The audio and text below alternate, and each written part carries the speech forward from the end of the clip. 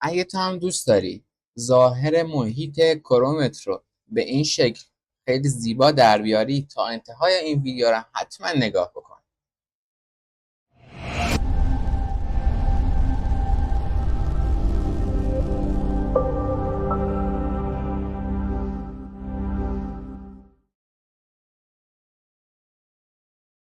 خیلی خوب، تنها کاری که میکنید اینه، وارد گوگلتون میشید و سرچ میکنید وب استور کروم به همون فارسی. اولین سایتی که میاره سایت کروم وب استور، روش کلیک میکنید، وارد میشید و توی قسمت جستجو کلمه‌ای که روی صفحه براتون میذارم رو بنویسید. کامل نمیخواد تایپش بکنید چون بلنده، همون تیکه اولش هم بنویسید براتون میاره. جستجو کنید، همین افزونه هستش، کلیک بکنید روش. اینجا گزینه افزودن از کروم هست برای شما، بزنید صبر کنید تا دانلود بشه. حالا اینجا عکساش هم میتونید تماشا کنید. وقتی که دانلود شد، اینجا دیگه به جای افزودن نوشته برداشتن از کروم، یعنی دیگه افزوده شده. از این قسمت علامت پازله میتونید کلیک بکنید، اینجا مشاهدهش بکنید. حالا اینجا پینش هم میتونید بکنید که اینجا داشته باشیدش. خب دوستان، بعد از اینکه افزونه نصب شد و به کرومتون اضافه شد، خودش به طور خودکار شما رو وارد یک سایتی میکنه. این سایت هستش که سایت خودش هم هست.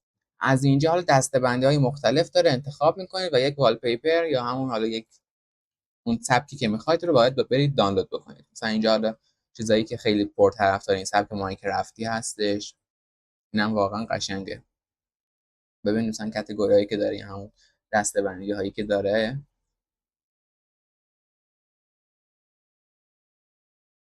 اگه اینترنت یاری بکنه، بذار این یکی روی دانلود کلیک میکنم، اینجا صبر میکنی و روی دانلود، بله ببینید اینجا این میاد، صبر میکنید تا کامل دانلود بشه.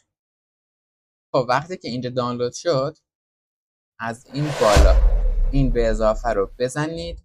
احتمالا یک پیغامی بهتون میده که گوگل، و شما باید درخواستش رو رد بکنید تا این رو براتون غیر فعال نکنه. اگه اشتباها درخواستش رو قبول کردید، کافی روی عکس پازل کلیک بکنید، اینجا این گزینه چرخنده رو بزنید، در این قسمت همین ابزار رو، این تیکش رو فعال بکنید. خب وقتی اینجا اومدید، یک همچین شکلی خودش براتون باز میکنه، اما طرحش اون چیزی که میخواید نیست، پیش‌فرض خودشه. حالا شما اینجا روی این دانلود کلیک میکنید، این چیزی که ما الان از توی خود سایتش دانلودش کردیم، اینجا میگیریمش، درگ اند دراپ میکشین روی صفحه و این علامتی که ظاهر شد رها میکنید.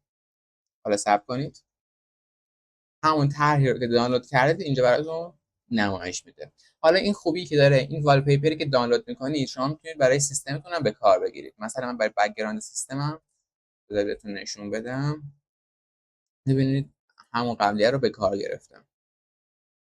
برای همین گوگل کروم درگ اند دراپ میارم روی صفحه، رها میکنم. حالا به اینم میرسیم. خب حالا وقتی رها کردم تغییر نکرد، هیچ اشکالی نداره. اینجا این گوشه میبینید این همچین گزینه هست، روش کلیک میکنید، این پنجره براتون باز میشه. کافی اینجا من این رو حذفش بکنم یا میتونم کنسل کنم، این یکی رو پین کنم چون اون یکی پین شده. یعنی اینو پین میکنم، این میاد.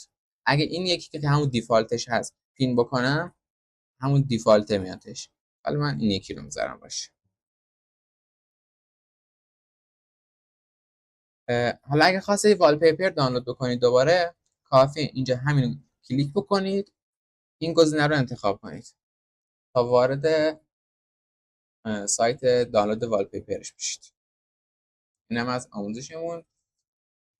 حالا توی آموزش بعدی بهتون یاد میدم که چطوری بتونید این والپیپرهایی که دانلود میکنید رو روی بک‌گراند ویندوزتون بذارید. اگه از این ویدیو خوشتون اومد لایک یادتون نره تا به بقیه نمایش داده بشه و از این آموزش استفاده بکنن. کامنت هم برامون بذارید. سابسکرایب هم یادتون نره. کانال تلگرام و بله رو هم توی کپشن گذاشتم، حتما دنبال بکنید. تا ویدیوهای بعدی، خدا نگهدارتون.